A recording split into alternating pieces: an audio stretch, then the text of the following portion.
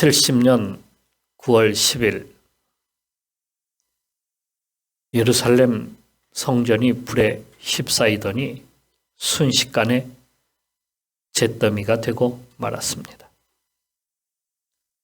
티투스가 이끄는 로마 14개 군단 8만여 명, 그리고 항쟁을 벌이는 유대인 극렬 열심당원을 중심으로 2만 5천 명,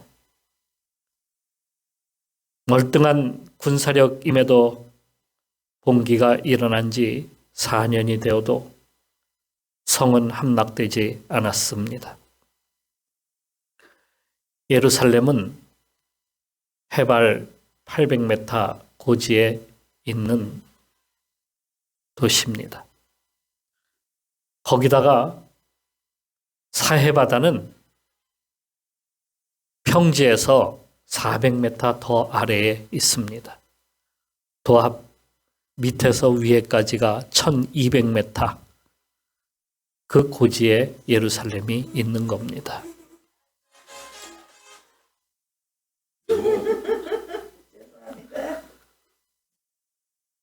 이런 지형적 특성상 예루살렘을 점령하기가 너무도 어려웠습니다.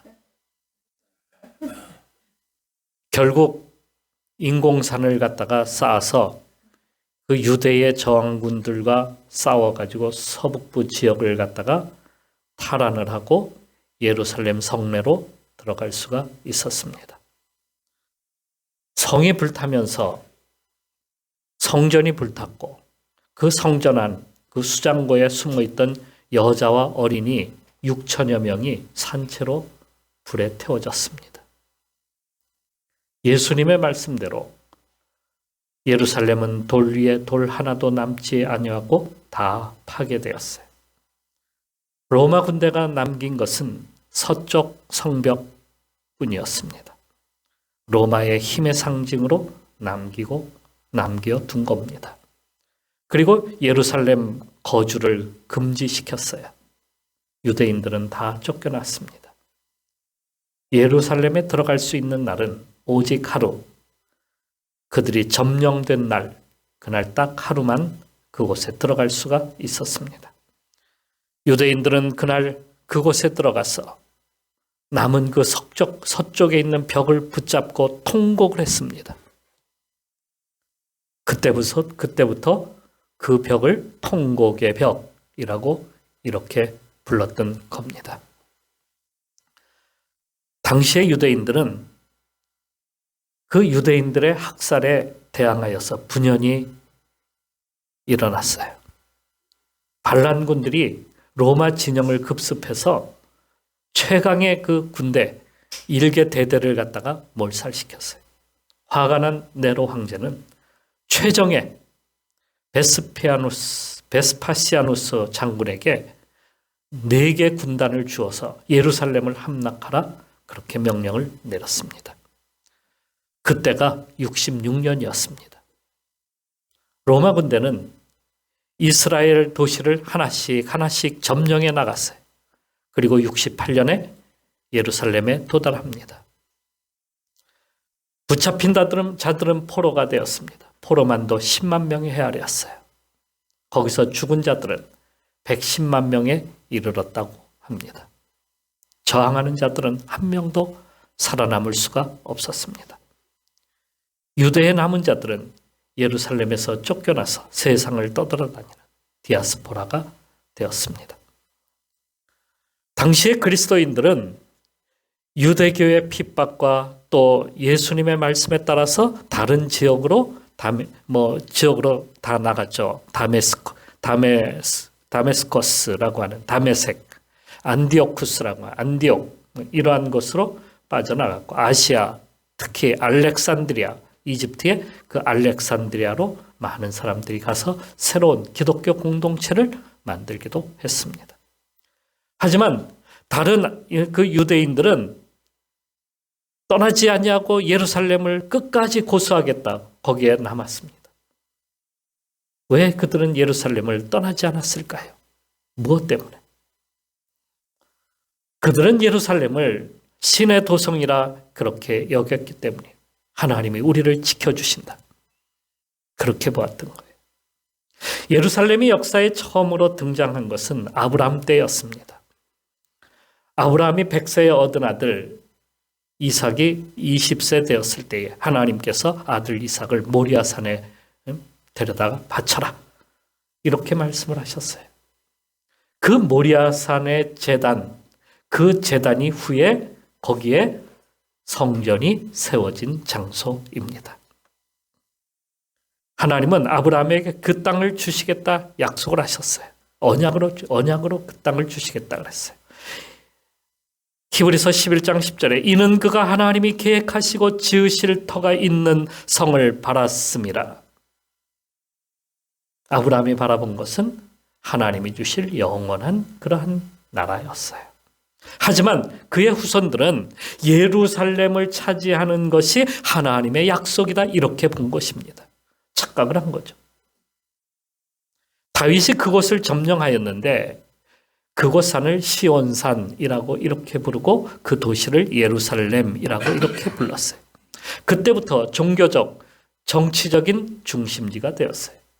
그리고 다윗의 아들 솔로몬은 거기에다가 하나님이 거하실 처소, 성전을 지어서 봉헌을 했습니다.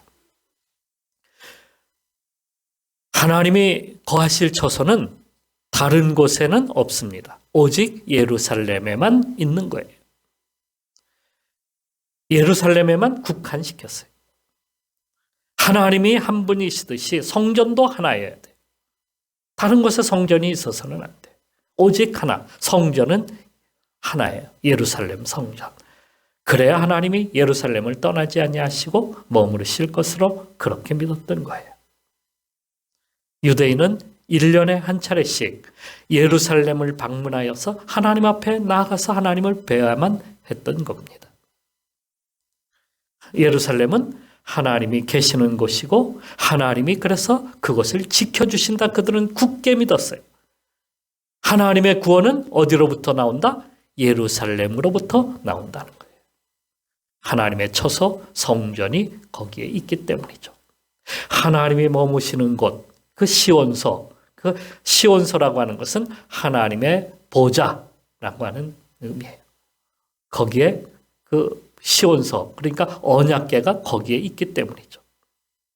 문제는 성전을 나가면 사람들이 성전 밖에서는 마음대로 막 사는 거예요. 성전 안에 들어오면 거룩하게 살다가 거룩하게 되다가 성전 밖으로 나가면 엉망이 되는 거예요. 그들은 우상을 섬기고 죄악을 저질렀습니다.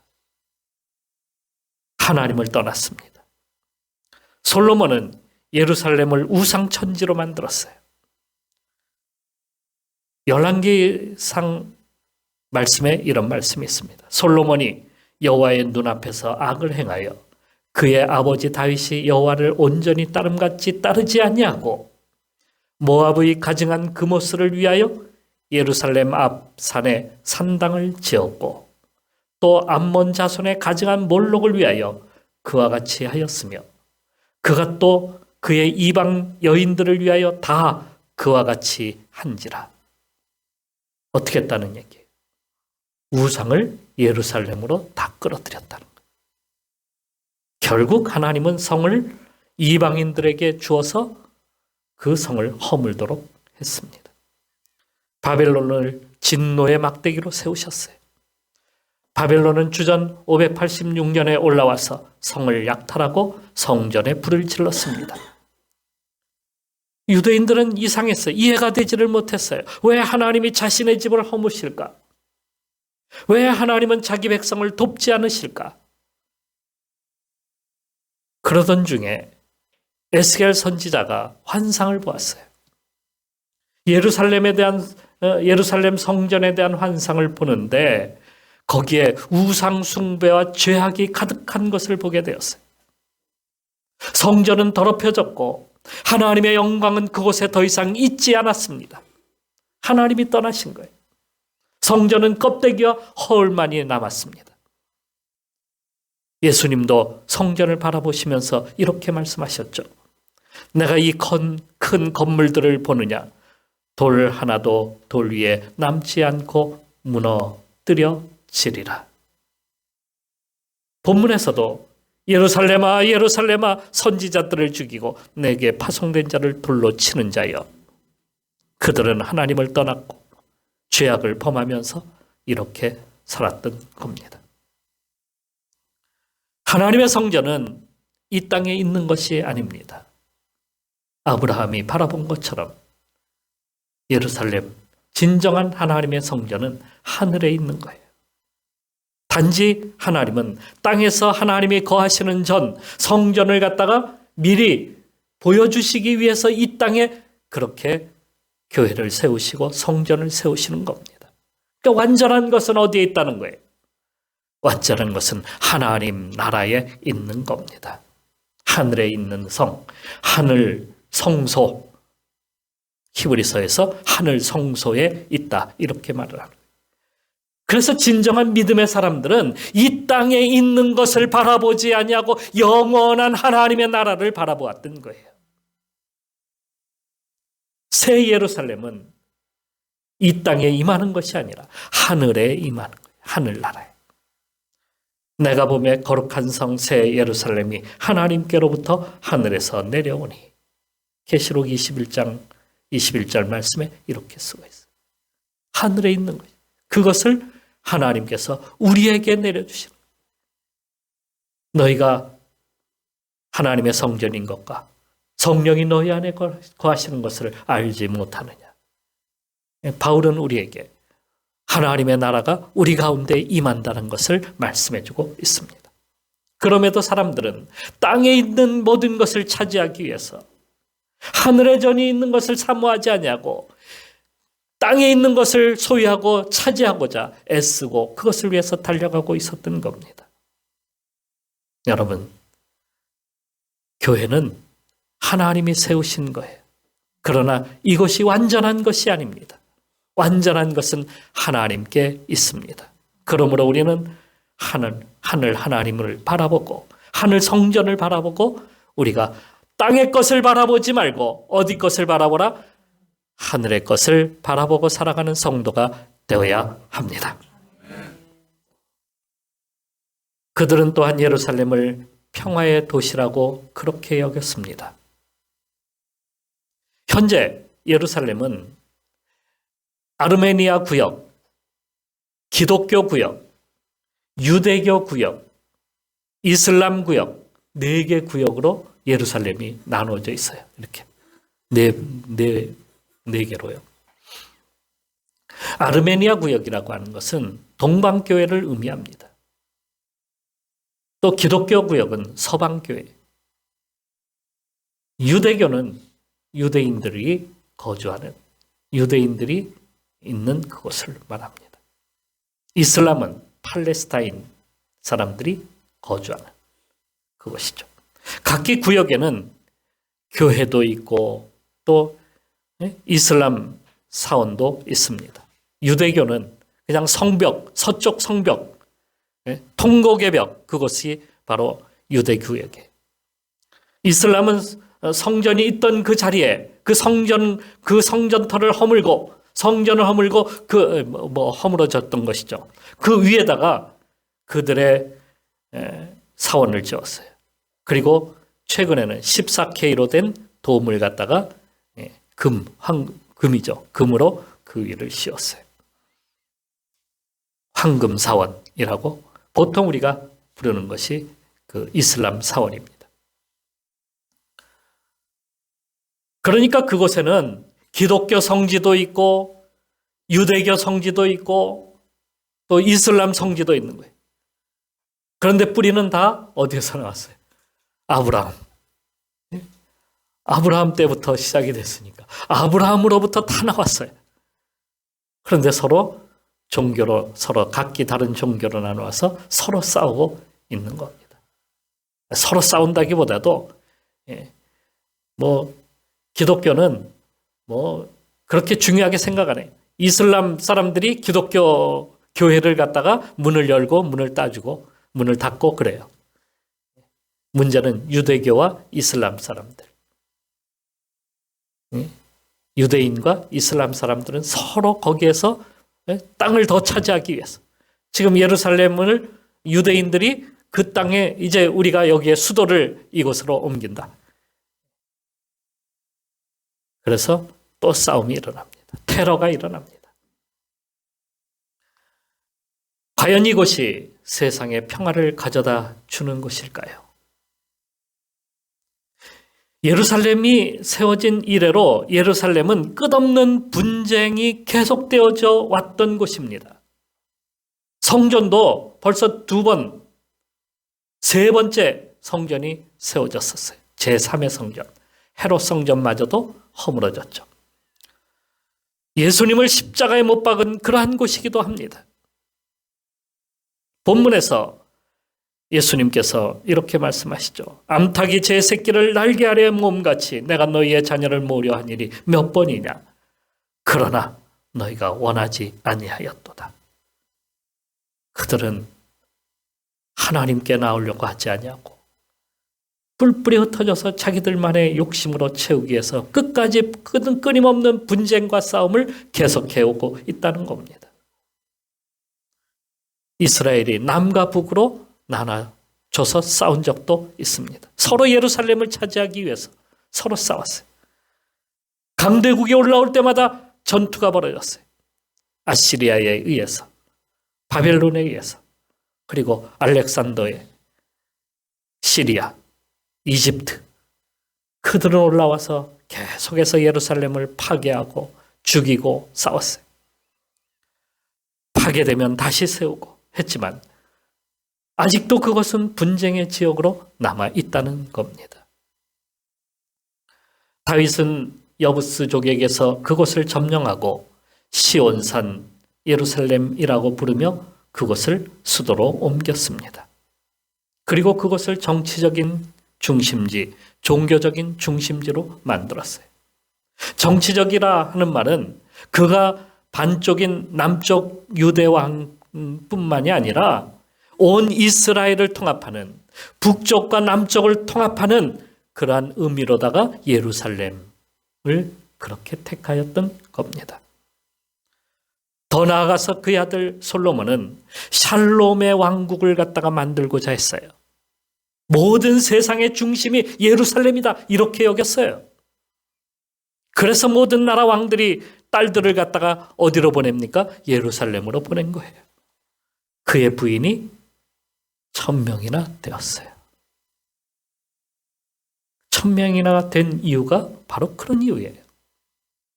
그뿐 아니라 그들이 섬기는 그 신전도 예루살렘에다가 모았어요.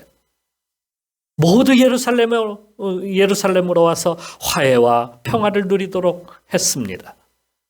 이게 누가 했던 거냐면 솔로몬이 그런 일을 했어요. 그는 싸우지 않았어요. 전쟁이 없었어요. 솔로몬 때는. 모두가 화해와 평화를 이루기 위해서 다 예루살렘으로 모았어요. 하지만 그는 평화를 이루기 위해서 예루살렘을 강제적 평화의 도시로 만들었습니다. 그 짐을 누가 져야만 했냐면 백성들이 지어야 했어요. 백성들은 매일 노역에 시달렸고 도시를 또 든든하게 크게 만들기 위해서는 세금도 많이 내야만 했어요. 백성들에게 반란이 일어나지 못하도록 힘으로 눌렀어요. 그럼에도 반란은 계속 일어났고 솔로몬이 죽은 이후에 나라는 다시 둘로 쪼개졌어요. 남과 북으로. 그의 평화는 하나님을 배제한 평화였어요. 하나님이 없는 평화. 예수님은 이렇게 말씀하셨어요. 가까이 오사 성을 보시고 웃으며 이르시되 너도 오늘 평화에 관한 일을 알았더라면 좋을 뻔하였거니와 지금 내 눈에 숨겨졌도다. 날이 이를지라 내 원수들이 토튼을 쌓고 너를 둘러 사면으로 가두고 또 너와 및 그 가운데 있는 내 자식들을 땅에 메어치며 돌 하나도 돌 위에 남기지 아니하리니 이는 내가 보살핌 받는 날을 알지 못함이라. 누가복음 19장 41절에서 44절에 이렇게 말씀하셨는데 그들이 하나님을 버렸기 때문이라는 말씀입니다. 그런데 예수님은 십자가로 평화를 이루셨어요. 위로 하나님과 화해를 이루고 세상과 화해를 이루셨어요. 누구든지 주님께 나오면 구원을 받고 죄 사함을 받습니다. 그래서 죄로 막혔던 담이 허물어지고 하나님과 또 이웃과의 관계도 다시 열리게 되는 겁니다. 진정한 평화는 예수님께 나와야 가능합니다.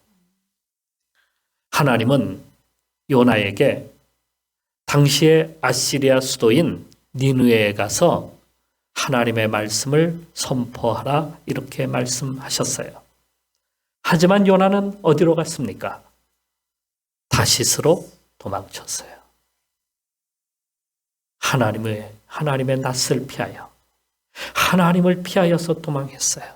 반대로. 그러다가 물고기 뱃속에 들어가 사흘을 보내며 회개했어요.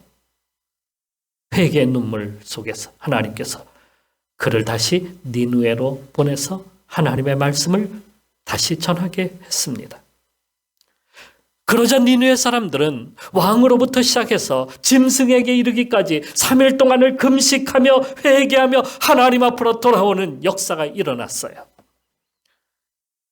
이 광경을 지켜보던 요나는 분통이 막 터져나왔어요. 열불이 나서 그냥 견딜 수가 없었어요. 아니 왜 회개하고 돌아오는데 왜 열불이 납니까? 원수의 나라 아시리아가 망하기는커녕 망하기를 바라고 있었는데 망하기는커녕 하나님 앞에 돌아오니까 저들이 하나님을 믿으니까 그래서 분통이 그냥 막 일어난 겁니다. 분통을 터뜨린 겁니다. 막 열불 나서 그냥 어쩔 줄 몰라요. 그는 구원이 이스라엘에게만 있는 줄 알았어요. 이스라엘 사람들만 구원받는 줄 알았어요. 그런데 하나님께서 이스라엘이 아닌 이 이방인 니느웨를 사랑하신다는 것 때문에 더 화가 났던 거예요. 말도 안 되는 겁니다. 그래서 거역한 거예요. 하지만 하나님은 다르셨어요.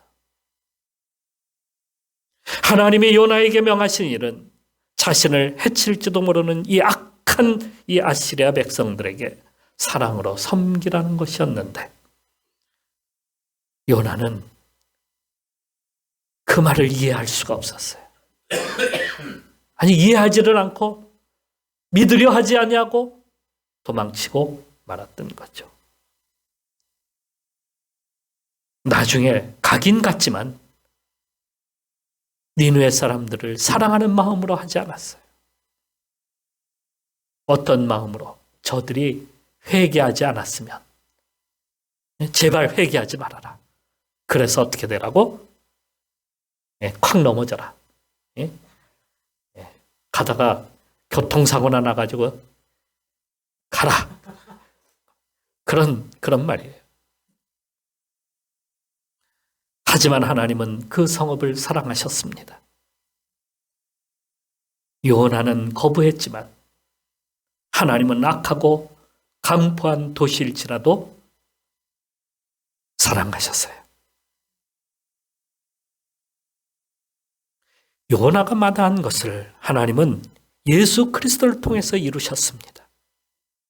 강포한 나라들, 악한 나라들을 바라보면서 예수님은 가장 편안하고 안전한 하늘 보좌를 내려놓으시고 죄악과 범죄로 가득한 이 세상에 주님은 오셨어요. 그리고 그들을 죽이려고 하는 그 사람들을 바라보면서 사랑을 베푸시고 은혜를 주셨어요. 그리고 마지막엔 십자가에 달리신 겁니다. 그것이 하나님의 사랑을 이루신 겁니다. 며칠 전 이스라엘은 하마스의 공격을 받았어요. 기습을 받았어요. 5,000발이 넘는 로켓 포탄을 그 하마스가 이스라엘로 쏟아부었어요. 그들이 이스라엘이 자랑하던 아이언돔 그것을 무력화시키고 말았습니다. 공중으로 땅굴로 그리고 바다로 트럭과 오토바이를 타고 국경을 넘어서 총공세를 기습하여서 이스라엘을 기습했던 겁니다. 과거의 유대인이 로마에 대항하여 싸웠던 것처럼 하마스도 강력한 거인 이스라엘을 이렇게 건드려 놓은 겁니다. 음악 축제를 벌이던 젊은이들이 총에 맞아 죽거나 인질이 되었어요. 그리고 신생아들, 어린아이들을 잡아다가 참수하거나 묻고 모두 한 곳에 모아서 불을 질러서 태워 죽이고 길거리에서 총을 난사해서 지나가는 행인들, 차들 다 거기서 나뒹구리고 죽고 거주하는 마을마다 다니면서 총질하여서 1000명 이상의 사람들이 죽었어요. 화가 머리끝까지 난 이스라엘은 하마스를 완전히 이 땅에서 쓸어버려라라고 하는 명령을 이제 내리게 됩니다. 하마스가 거주하는 가자 지구에 폭격을 가하는 한편 그들이 있을 만한 곳을 찾아다니면서 다 없애버리겠다 합니다. 모든 무기들을 총동원하고 있어요. 하마스 뒤에는 이란이 있고 러시아가 있다고 합니다. 헤스볼라가 지원하고 있습니다. 반면에 또 이스라엘은 미국이 그들을 돕고 있습니다. 그래서 중동전쟁, 아니 제3차 세계대전이 시작되는 것이 아닌가 하는 두려움이 사람들 마음 가운데 몰려오기 시작합니다. 더군다나 우리나라도 또 전쟁 위험에 처해 있게 됩니다. 진정 평화의 세상은 없는 것일까? 지금 예루살렘 안엔 유대인과 팔레스타인 사람들이 싸우고 있습니다. 예루살렘을 차지하기 위해서입니다. 그것이 원인이요. 그것이. 예루살렘을 누가 차지할 것이냐. 그걸 차지하는 사람이 이 가나안 땅 전체를 다 먹는 겁니다. 그러니까 그것을 차지하기 위해서 싸우는 거예요. 아담과 하와의 타락 이후로 인간은 탐욕적으로 소유하려고 하는 그러한 욕심이 있어서 계속해서 싸우는 거예요. 소유하려고 해요.